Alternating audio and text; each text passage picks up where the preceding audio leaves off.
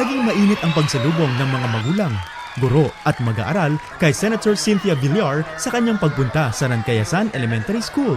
Pinasinayaan ni Senator Villar ang dalawang kindergarten classroom sa tulong na rin ng mag-asawang pilantropong Filipino-Chinese. Ako palagi na kahit wala tayong ipamana sa ating mga anak, basta mapag-aral lang natin at makatapos ang ating anak, then yun ang pinakamagandang maipamamana natin sa kanila. Nagtungo rin ang kilalang Mrs. Hanep Buhay sa bagong dryer facility and warehouse sa Villasis. Bilang chairman ng Committee on Food and Agriculture, mga fertilizer at certified seed subsidy ang ipinamahagi nito sa mga magsasaka ng bayan ng Villasis, Alcala, Santo Tomas, Balongao at Umingan.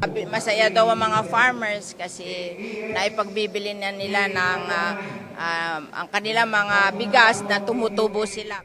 Bukod dito, isinusulong din ni Senator Villar ang paggamit ng mga makabagong makinarya na siya raw magpapaunlad sa buhay ng magsasaka.